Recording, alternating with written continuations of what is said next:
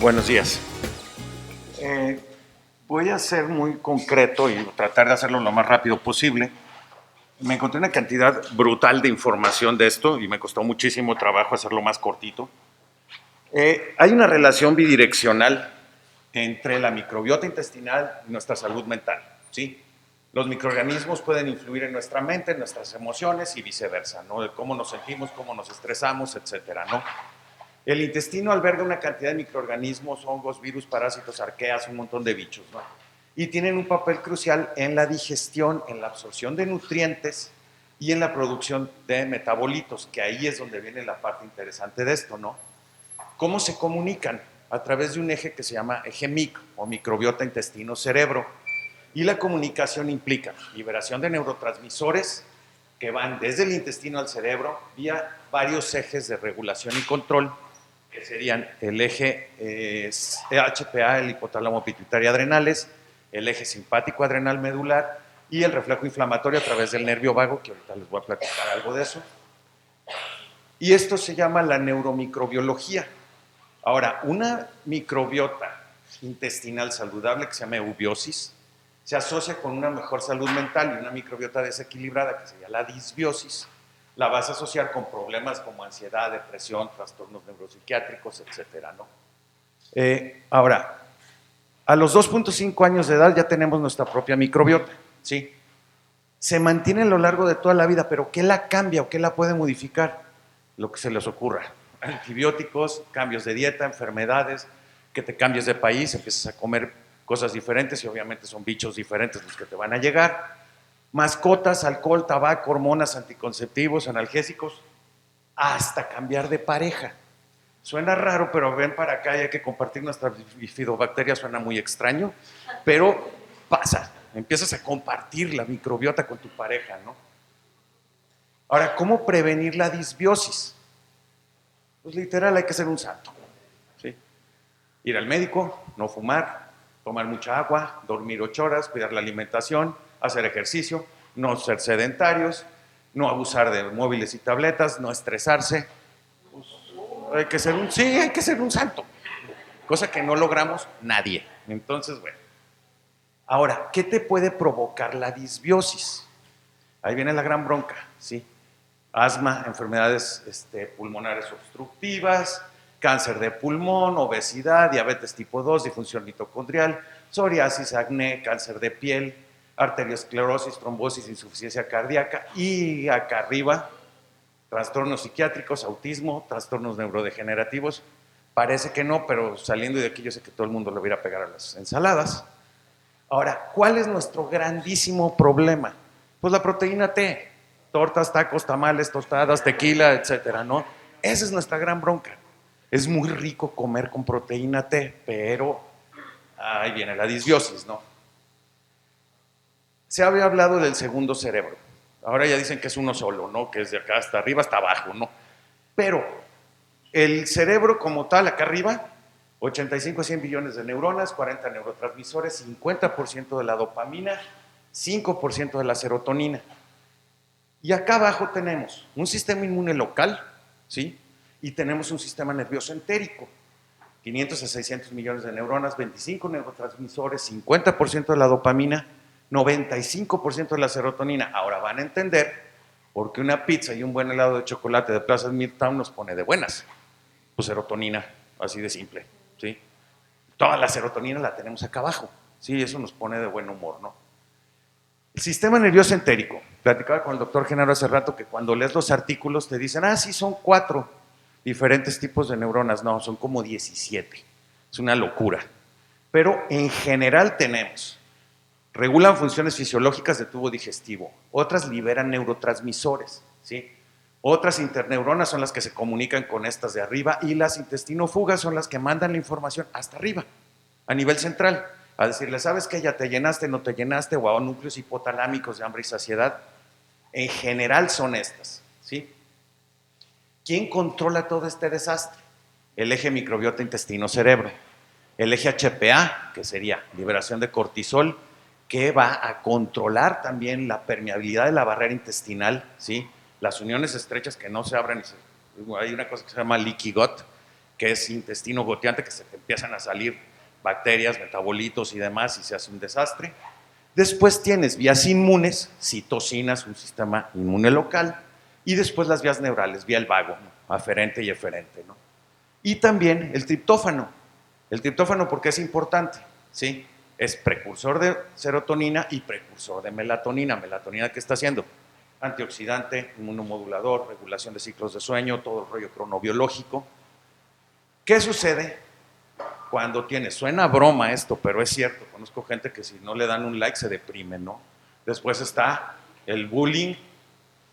Ni se diga si te mandan a la friendzone o las palomitas azules y nadie te quiere, olvídate. O sea, o el burnout, entonces te deprimes, te da una disbiosis. ¿Y qué sucede? Esto va y le pega a estructuras límbicas, ¿sí? Le pega a estructuras límbicas y ¿qué sucede?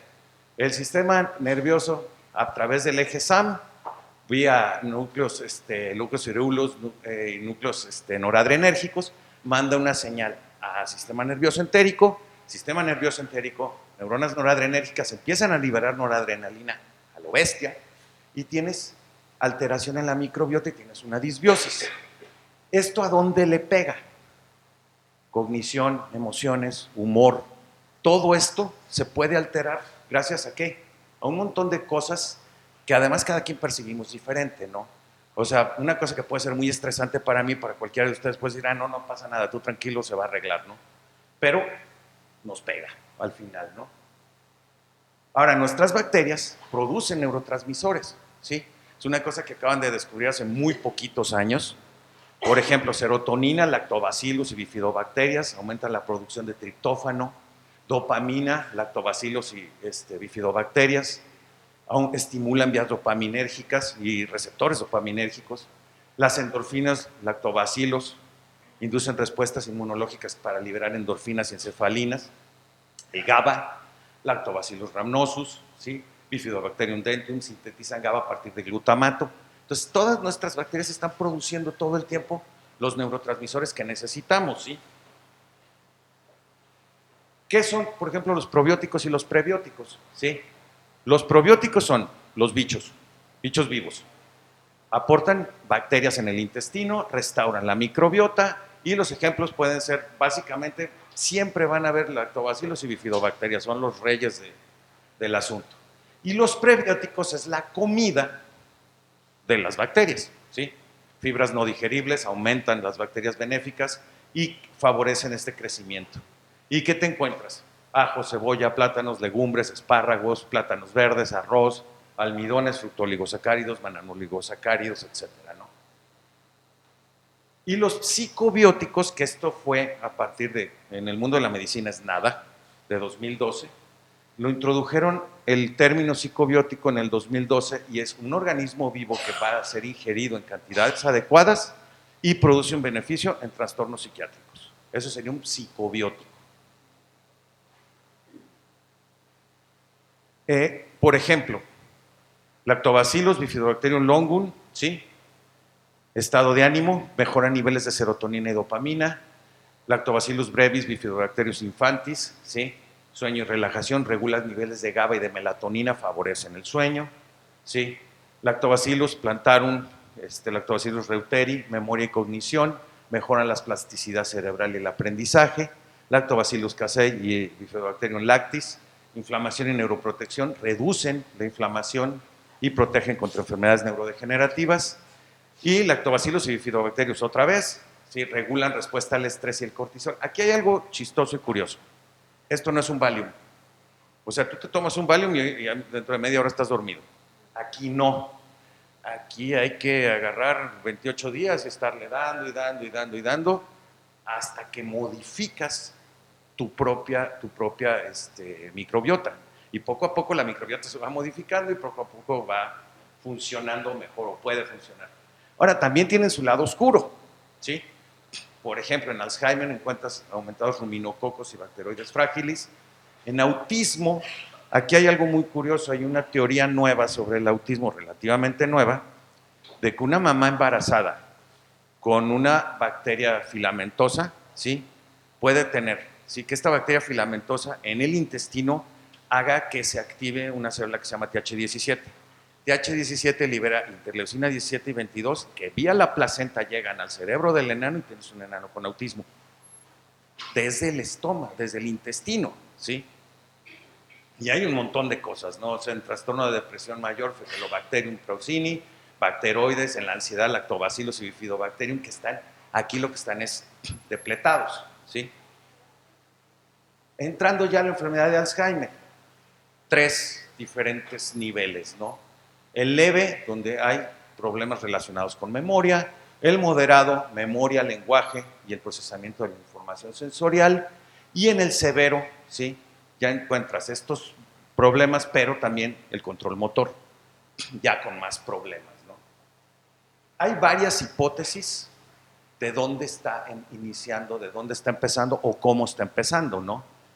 La hipótesis viral dice que una exposición a ciertos virus, herpes, Epstein-Barr, citomegalovirus, influenza, hepatitis, aumenta el riesgo por el deterioro cognitivo.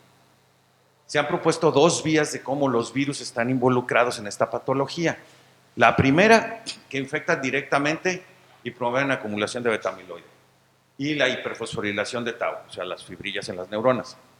La segunda, efectos inflamatorios de una infección, que aquí entrarían también los problemas en barrera hematoencefálica, en citocinas proinflamatorias, etcétera, ¿no? Y también recientemente se relacionó el cobicho con Alzheimer. Hay el mecanismo de COVID, una propagación hematógena a través de leucocitos infectados que van a migrar al cerebro. Ahí se abrió la barrera hematoencefálica y se metieron cosas que no debían, ¿no?, las que activadas. Y una presentación directa desde células endoteliales vasculares a través de barrera hematoencefálica hasta la glía, hasta la microglia, y por transferencia transináptica a neuronas infectadas, o sea, infectar más neuronas todavía, ¿no? Y también se ha descrito que el virus llega al sistema nervioso central desde la nasofaringe, por transporte axonal retrógrado, por nervio olfatorio hasta bulbo olfatorio, ¿no? Perdón. Importante, cuando pensamos en microbioma, todo el mundo piensa en bacterias, pero en realidad hay bacterias, hongos, virus, a veces parásitos, arqueas, hay un montón de bichos más, no solamente son bacterias, ¿no? Después está una hipótesis colinérgica. Acetilcolina es un neurotransmisor excitatorio que tiene funciones cognitivas, ¿sí?, y de memoria, ¿no? Inhibe la liberación de varias citocinas proinflamatorias como IL-1 beta, IL-6, 18 y TNF-alfa, cuando son estimulados por bacterias gram negativas que liberan lipopolisacárido, que está en la pared de las bacterias, la pared externa.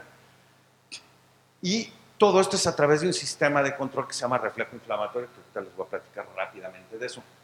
La hipótesis colinérgica establece que los síntomas de la enfermedad se desarrollan debido a ¿qué? A una disminución en la transmisión colinérgica o a una alteración en los receptores, ¿sí?, a acetilcolina, o en las sinapsis colinérgicas. Cualquiera de estas 3 cosas, o las 3, te puede provocar un problema, ¿no? El reflejo inflamatorio, rápidamente, tienes ligandos exógenos, ligandos endógenos. Exógenos, básicamente, bacterias, ¿no? O sea, flagelina, lipopolisacáridos y luego el hipoteitoico de las gram positivas. Y vía señalización por receptores que se llaman TLRs, llegas al núcleo, se producen las citocinas proinflamatorias y tienes una bronca.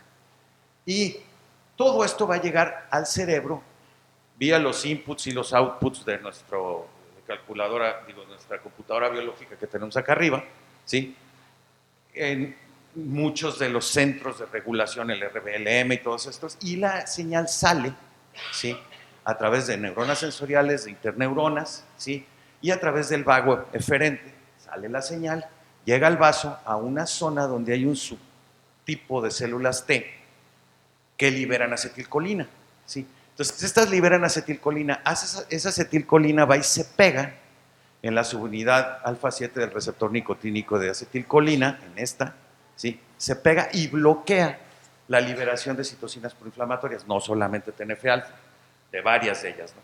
Entonces, es una manera que tiene el sistema inmune de decirte, a ver, ¿sí?, tengo una bronca, tengo bacterias, y estas bacterias me están generando un problema proinflamatorio. Entonces, ¿qué tengo que hacer?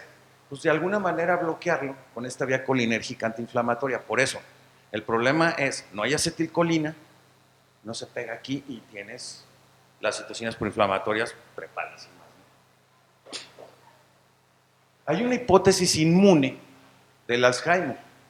Durante muchísimo tiempo todo el mundo dijo, la acumulación de placas de beta-amiloide es la causa principal, ¿sí?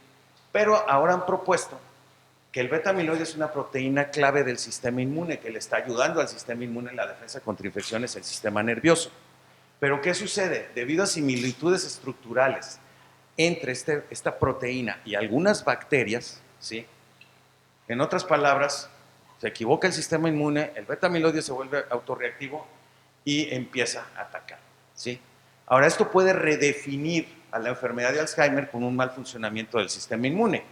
Y las estrategias de tratamiento ya deberían irse al lado inmune más que al lado de eliminar el beta-amiloide, sino irse un poco para atrás y decir, bueno, ¿qué está pasando? O sea, este rollo es inmune, ¿sí? O puede ser inmune, ¿no? La periodontitis. Hay una bacteria que se llama Porphyromonas gingivalis, asociada a periodontitis, produce unas enzimas que se llaman gingipaínas, que se han encontrado en el cerebro de pacientes que tienen Alzheimer, ¿sí? Provocan una inflamación crónica por la periodontitis que podría en un momento dado contribuir, no en todos los casos, pero en algunos casos, a la neuroinflamación, que también tiene un papel importantísimo en la enfermedad de Alzheimer, ¿no? Obviamente no es la única bacteria, o sea, tienes un montón de virus, bacterias, hongos y demás, ¿no? Pero esta la han encontrado, estas gingipaínas, en pacientes con Alzheimer, en zonas muy cercanas a donde hay beta-amiloide. Ahora, ¿qué pasa con las bacterias? Pues es una locura. Hay decremento de fusobacterias, firmicutes, actinobacterias y bifidobacterias. Incremento de bacteroidetes y cianobacterias. Estas cianobacterias producen una neurotoxina que interfiere con uno de los receptores, el NMDA, el N-metil de aspartato de glutamato. ¿Y esto qué hace? Alterar la señalización de glutamato.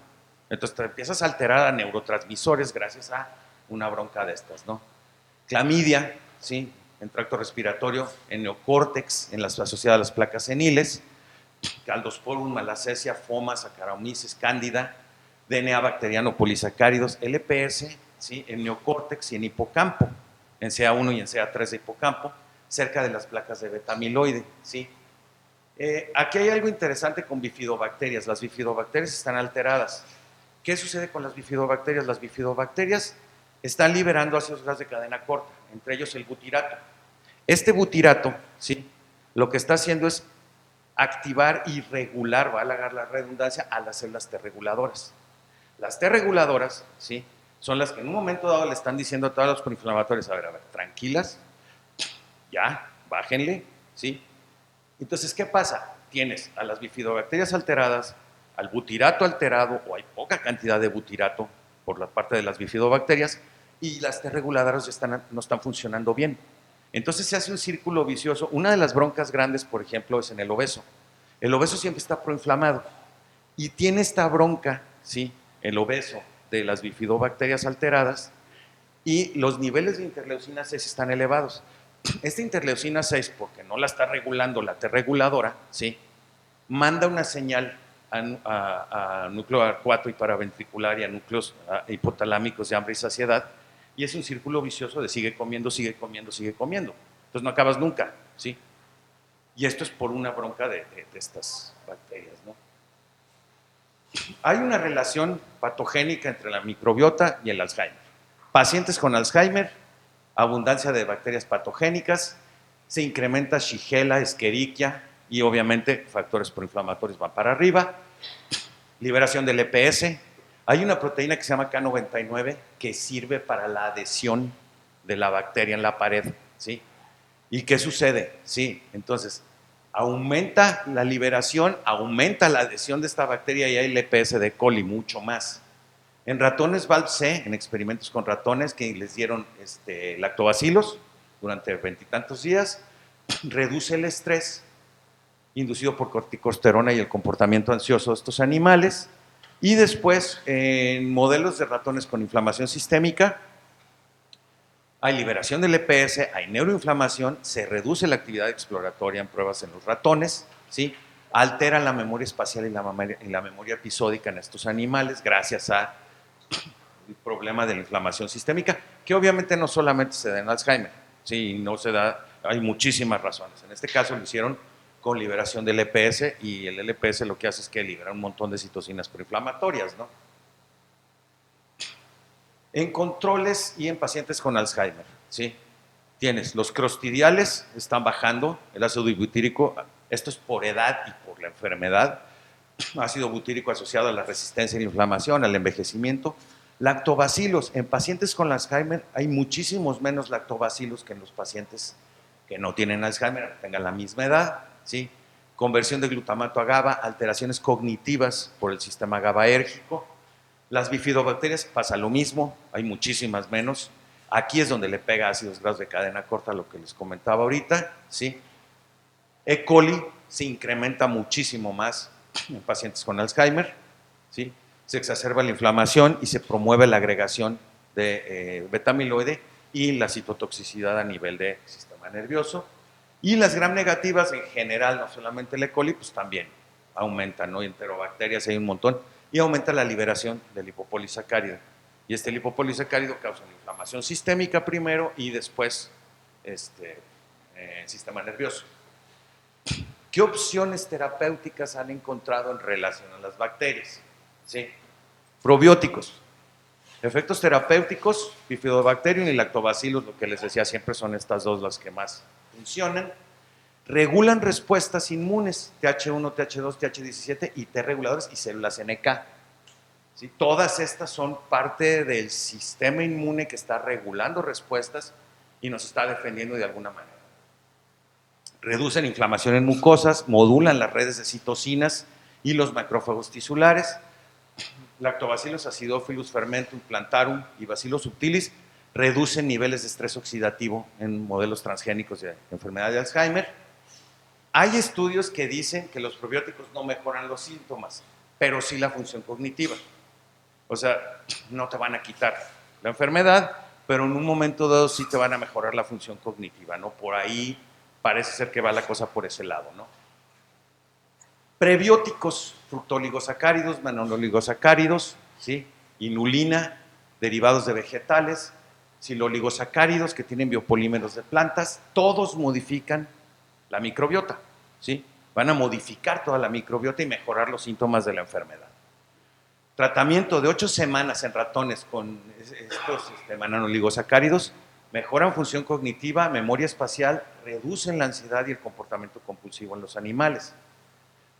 Parece ser que estos MOS, ¿sí?, previenen daño en la integridad de la barrera intestinal también y la salida del LPS. Entonces tendrían acá dos funciones interesantes. Por un lado la de acá arriba y por otro lado cuidando la barrera intestinal, ¿no? También la barrera intestinal, ¿no? Simbióticos, ¿sí? El kefir, ¿sí?, que tiene un montonal de cosas, formulaciones simbióticas, mejoran memoria, habilidades visoespaciales, ejecutivas, lingüísticas, inhiben a las citocinas proinflamatorias. Que hay cosas muy curiosas, por ejemplo, han encontrado interleucina 18 en amígdala en memoria del miedo. Sí, en paciente. ¿Qué hace ahí? ¿Quién sabe?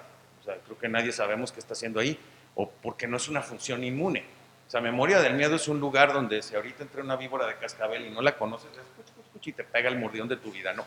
Si la libras, la siguiente vez lo primero que haces es esto. Pero ahí encontraron niveles elevados de interleucina 18. Por ejemplo, interleucina 1 beta en corteza prefrontal de adolescentes con intentos de suicidio. ¿Qué hace ahí? ¿Quién sabe? Pero son funciones no inmunes de las citocinas, ¿sí? Que el sistema nervioso es una inmunidad totalmente diferente a la que tenemos de aquí para abajo, ¿no? Son dos mundos diferentes, ¿no? El Helicobacter pylori tiene una proteína, ¿sí?, que provoca inflamación en células epiteliales en el estómago, inhibe placas de beta-amiloide, inhibe la hiperfosforilación de tau, ¿sí?, inhibe la formación de biopelículas bacterianas como de las pseudomonas que utilizan estas para protegerse del sistema inmune y de los antibióticos, interfiere con otras bacterias competidoras, ¿sí? Previene la agresión de alfa-sinucleína en Parkinson, que esta se empieza a liberar y empieza a llegar a sustancia negra y tienes Parkinson, que también empieza en el intestino y ahora dicen que también está por ahí en los riñones. Se ha pensado que este Helicobacter pylori es una potencial terapia para tratar enfermedades de plegamiento de proteínas en humanos, ¿sí? El mecanismo todavía no se sabe muy bien, se cree que pudiera interactuar con el sistema inmune, ¿sí? Aquí lo curioso es que al final vas a tener una úlcera gástrica, pero no vas a tener nada más. Entonces, bueno, de algo sirve, ¿no? Terapias o preguntas. Hay una glicoproteína de astrocitos que sirve en la plasticidad sináptica que se llama Hevin, que está frenando el deterioro cognitivo en modelos con Alzheimer. Ácidos grasos de cadena corta, la relación con Alzheimer, altos niveles previenen la formación de placas. Aumento de E. coli y de firmicutes, aumentan beta-amiloide, aumentan la hiperfosforilación de tau. Lactobacillus y enterococos en bebés humanos de 16 semanas, se los pones a los ratones, inhibes beta-amiloide, inhibes procesos neuroinflamatorios. Helicobacter pylori te da úlcera gástrica, pero te protege del Alzheimer. Está bien. Litio, bajos niveles de litio, problemas de memoria cognitivos. Fuentes de litio evitan la unión de placas de beta-amiloide. Aquí es frutas, verduras, legumbres, plátano, nuez moscada, etc. Curioso, bebés con altos niveles de tau 217 fosforilado ayudan al rápido desarrollo del cerebro en un bebé, pero no se relacionan con Alzheimer. O sea, porque los bebés no están generando los ovillos, ¿no? Y la condición autoinmune, ¿sí? Sí, del Alzheimer. O sea, que es una proteína que se va a volver autorreactiva. ¿Quién sabe? El magnesio favorece la plasticidad sináptica, reduce la hiperfosforilación de tau, reduce la inflamación, ¿sí? Y un montón de preguntas sin resolver, ya para terminar. ¿Cómo cambia la diversidad microbiana en diferentes estadios de desarrollo de la enfermedad? Al menos en los tres grandes, ¿no? El leve, el moderado y el severo. Hay un montón de cambios en las bacterias. ¿Qué bacteria se queda? ¿Qué bacteria se va? ¿Cuáles sí, cuáles no? ¿Cómo participan los mecanismos cerebro-intestino y las respuestas inmunes de mucosas en los procesos fisiológicos y patológicos de esta enfermedad? ¿Cuáles son los factores externos? Para empezar, ¿qué comemos y cómo comemos? La resistencia de la mucosa intestinal a la microbiota es individuo específica. Terapias con trasplante de microbiota fecal. Hay que encontrar las diferencias entre receptores y donadores, para empezar. Tiempo de administración, ciclos circadianos. Hay bacterias que están más elevadas en la mañana y otras en la tarde y otras en la noche. Entonces, ¿qué te están pasando, no? Riesgos a corto y largo plazo de este muy complejo microambiente. Dos ejemplos muy rápidos. Un tipo en Estados Unidos se hace un trasplante de microbiota fecal de su mamá. La mamá tenía problemas de menopausia y el tipo acaba tronadísimo, menopáusico. Otro que tenía depresión mayor, ¿sí? El donador tenía un síndrome de depresión mayor, se hace una trasplante de microbiota fecal y el cuate se andaba suicidando. Entonces, ¿qué está pasando? Que nuestras bacterias nos están controlando a nosotros. O sea, yo no es tan fácil voltear y decir, no, yo voy a decirle a mi bifidobacteria qué hacer. No, ella te está diciendo qué hacer a ti, ¿no? Este campo abre muchísimas posibilidades. Primero de entender, posteriormente de tratar a estos pacientes, pero todavía estamos en pañales. La realidad es que todavía estamos en pañales, o sea, esta siempre la pongo, ¿sí? Que no tengo ni idea de lo que estoy haciendo y la pongo porque en la neuroinmuno siempre sucede esto, ¿no? Sabemos estructura, pero no sabemos nada de función. O sea, la realidad es que, para empezar, el sistema nervioso, ¿no? O sea, explíqueme cómo un pedazo de sesos aguado hace que estemos hablando, pensando, defina el sentimiento, cosa que no puedes. Entonces, creo que en el área donde yo trabajo, que a mí se me hace muy divertida y muy interesante, es exactamente por esto. Sí es cierto lo que pongo arriba, no tengo ni idea, me veo bien ahí sentado, pero no tengo ni idea de qué estoy haciendo. Pero la cosa es que creo que todavía estamos en pañales en muchísimas cosas. Esto de la microbiota tiene que 2017 para acá, 2016, o sea, nada. En el mundo de la medicina es nada, ¿sí? Hay muchísimos avances, creo que todavía falta muchísimo más. Bueno, pues muchas gracias.